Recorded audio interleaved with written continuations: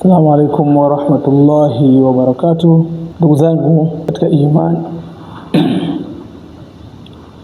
leo tutakuwa ni wenye kuangalia tafsiri ya Qur'an tukufu, Suratul Mujadila, aya nambari 7 na 8, pale Allah mtukufu atakapokuwa ametuafikisha.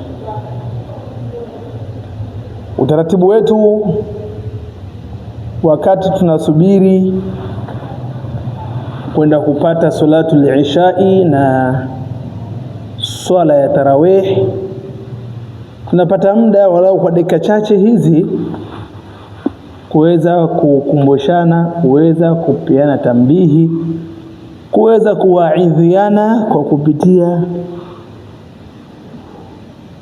aidha siku nyingine tunatumia hadithi za Bwana Mtume Muhammad SAW, na siku nyingine tunasoma Qur'an tafsiri yake, na ambayo kwa hatua ya awali tumeiona tupitie hii inayoitwa Suratul Al-Mujadila, ambayo kimpangilio katika mashaf ni sura ya 58.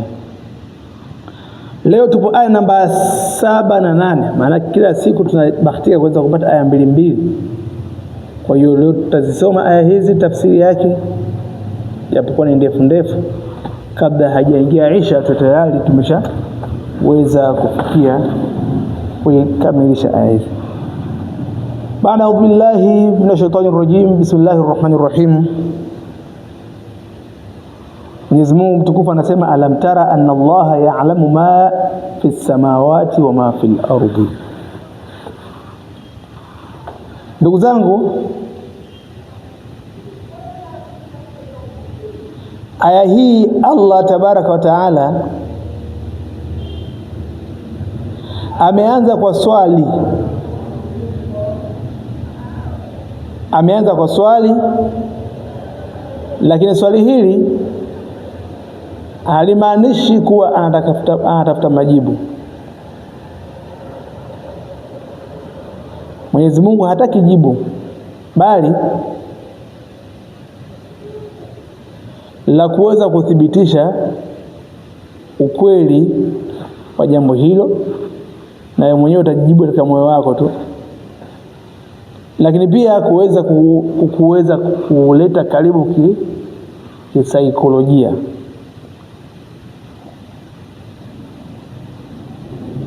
Ukweli ulio wazi, lakini pia kuweza kukusogeza karibu kisaikolojia. Alipoanza alamtara, je, huoni? Je, huoni kwa yakini kwamba ni njia ya kumfanya msikilizaji, msomaji kutafakari kwa umakini zaidi.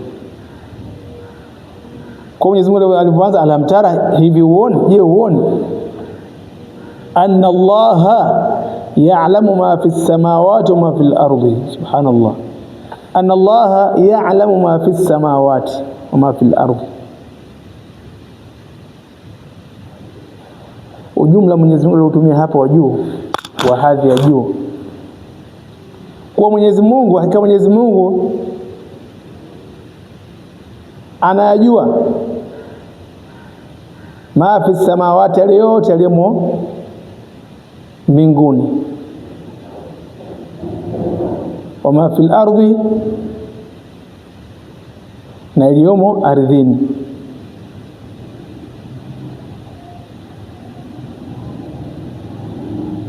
Hii Mwenyezi Mungu ameonyesha kuwa hakuna kitu kilichopo nje ya uwezo wake, nje ya utambuzi wake, nje ya ujuzi wake. Kwa hiyo ameanza na samaa, ambayo ni mbingu iliyopo juu, kitu kikubwa kabisa kwa yote yaliyopo huko mbinguni. Na kuna sayari hizo ambazo hapo mwanzo wataalamu wetu wakituambia ziko 9, kwa sasa wanatuambia ziko 8, kwamba kuna moja imepotea. Yote kwa yote Mwenyezi Mungu anayajua yote yaliyomo katika hizo sayari. aliyomo mbinguni na ardhini. Kwa hiyo ameanza kutuambia kuwa anayajua yaliyomo mbinguni, lakini pia yaliyomo ardhini. Ardhi ndio eneo ambalo sisi tunaishi, tunaendesha maisha yetu hapa, tunalima, tunajenga, tunafanya ufugaji, tunafanya mambo yetu kadhaa wa kadhaa. Hii ardhi ndio ambayo tunatumia, lakini pia mmoja wetu akitangulia mbele ya haki, sehemu ya kumsitiri ni ardhini. Kwa Mwenyezi Mungu anajua yaliyomo ardhini, juu ya mgongo wa ardhi na ndani ya tumbo la ardhi. Anasema ma yakunu min najwa thalathatin illa huwa rabi'uhum. Maneno haya ya kibalagha, maneno haya ya kifalsafa. Najwa ni mazungumzo ya siri mno.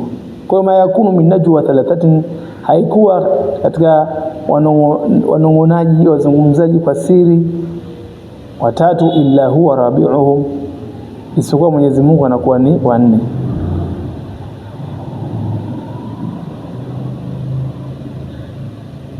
Kwa hiyo hakuna watu watatu wanaozungumza kwa siri, kwa kujificha, umekaa chemba, isipokuwa yeye ni wanne wao.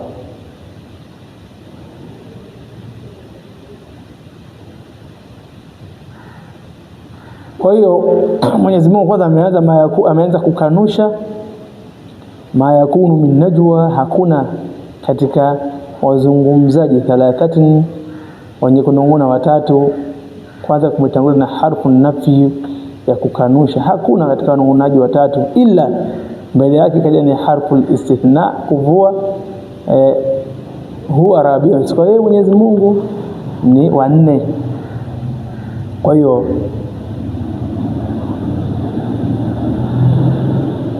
Mwenyezi Mungu ameweka mpaka kwanza kukanusha, baadaye akaja na uthibitisho. Na hii ipo katika kalimatu tayyib, la ilaha illa Allah.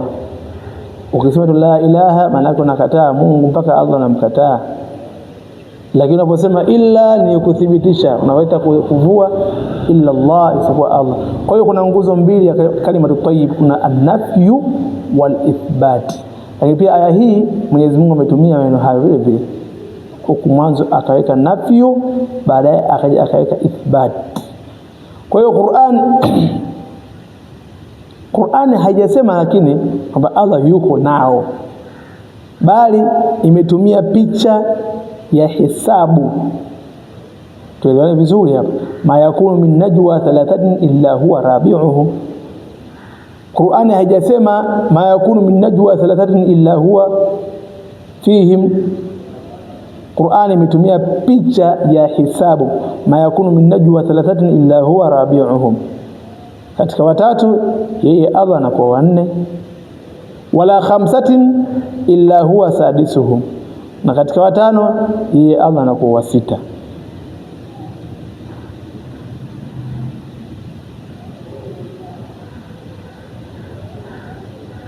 Hii inatupa picha kuwa Mwenyezi Mungu yuko karibu nasi sana, au yuko karibu na watu wote, lakini bila ya kufananisha na viumbe. Ikumbuke kuwa Mwenyezi Mungu hajasema fihim illa huwa fihim, isipokuwa amesema illa huwa ma'ahum. Kwa hiyo imeondosha kabisa kwamba illa huwa fihim. Je, ungejiuliza kijasad au kivipi? Lakini illa huwa ma'ahum, neno ma'a, yupo pamoja nao, kiufahamu, kiuelewa, kiutambuzi. Wala adna min dhalika, kwa tumalizie kipengele hiki. Wala adna min dhalika wala akthar illa huwa ma'ahum. Subhanallah. Wala hakuna wachache zaidi, yani unaweza kujiuliza mbona nne, mbona umetumia tu nini tatu na tano, kwa nini hajianza 1 na 2 au 7 na 8 zaidi? Mwenyezi Mungu anakuambia hivi, anamaliza jambo hilo, anasema wala adna min dhalika, wala wachache wa hapo, wala adna min dhalika wala akthara illa huwa ma'ahum, wala wengi zaidi ya hapo illa huwa ma'ahum, isipokuwa Mwenyezi Mungu yupo pamoja nao.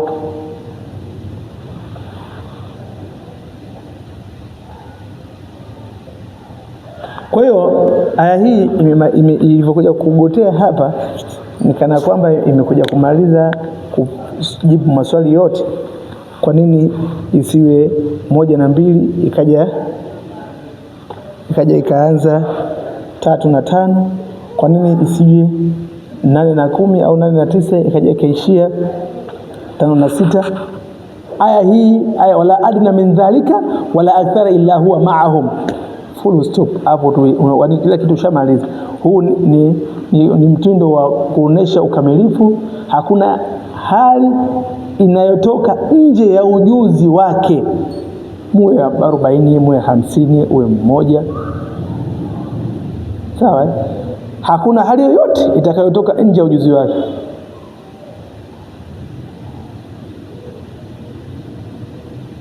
Na hii inachokusudia pamoja nao ni uwepo kwa ujuzi na uangalizi. Uwepo kwa ujuzi, yani uwepo wa kielimu kwa ujuzi na uangalizi, sio kimwili.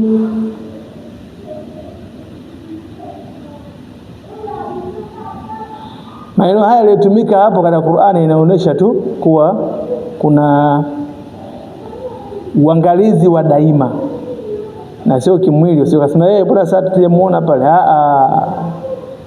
Kwa Mwenyezi Mungu huwezi kumuona na hayupo pamoja na kusema hayupo kimwili.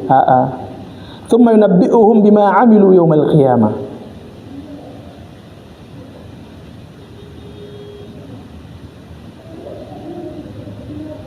Kisha wataambiwa kwa kina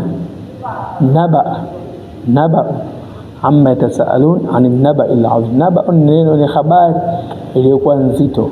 Kwa hiyo kisha ataambiwa kwa kina, mzizi wake una maana ya habari yenye uzito, yaumal qiyama, siku ya kiyama.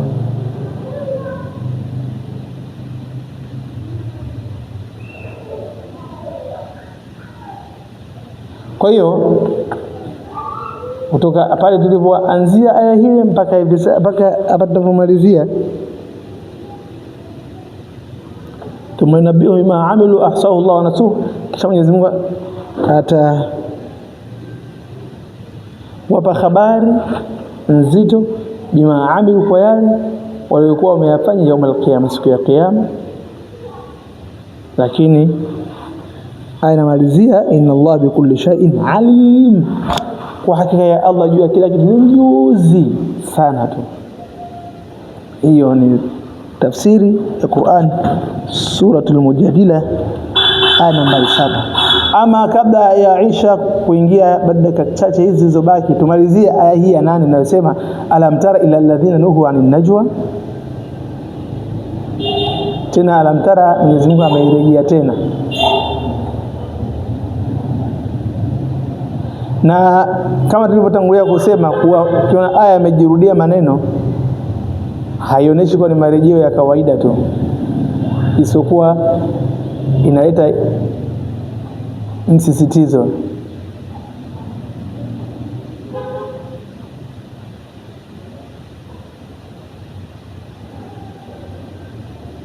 Kwa hiyo inaonyesha kuwa ni msisitizo. Aya hii ya 8 inaleta mfano halisi wa watu waliotumia vibaya najwa, mazungumzo ya siri.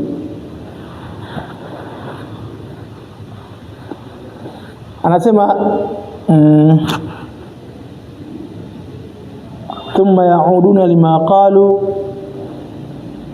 nuhu anin najwa thumma yauduna lima qalu.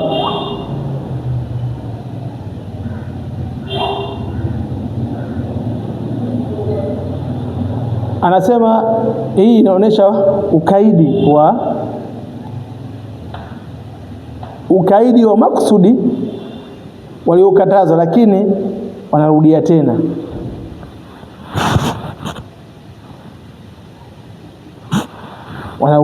Watu hawa.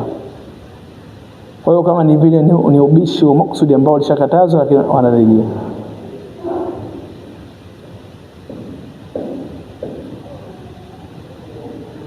wa yatanajawna bil ithmi wal udwan wa ma'asiyati ar-rasul.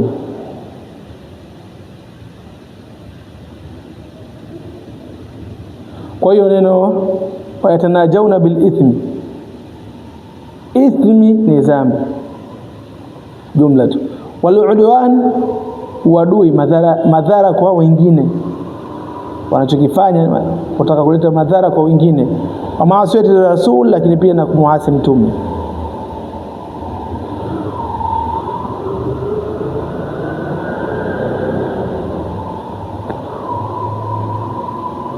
Kwa hiyo inaonyesha aya hii watu wanaoyafanya wanarejea katika ubaya hatua kwa hatua hadi watakapofikia kilele cha uasi kabisa.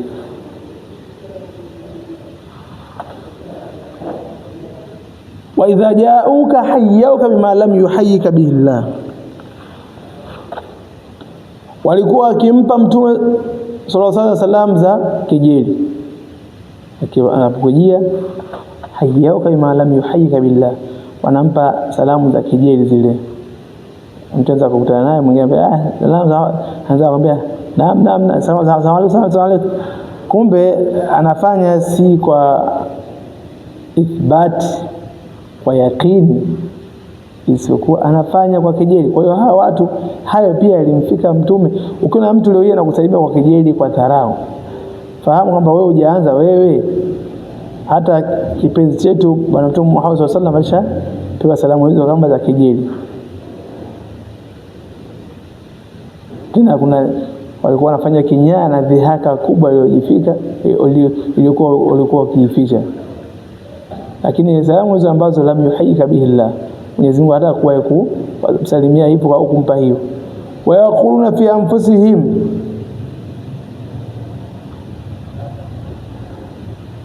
Qur'ani inatoa siri za mioyo yao kuthibitisha ujumbe wa aya ya 7 kuwa Allah anajua yaliyofichikana kwao.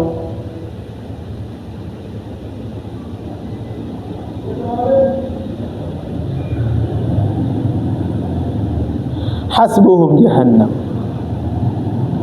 aya inasema inatosha, na neno hili limetumika kwa ufupi lakini lenye uzito mkubwa wa onyo.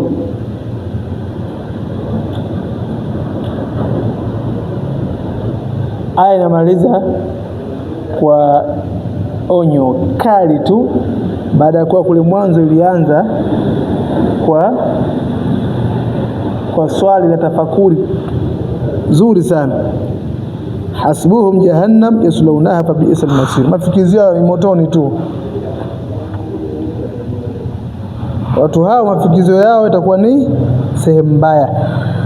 Yaslaunaha fa bi'sal masir, basi hiyo sehemu ni katika sehemu mbaya kabisa za mtu kufanya nini, kufikizia katika moto wa jahannam. A'adana Allah min dhalik, Mwenyezi Mungu atukinge na adhabu za moto.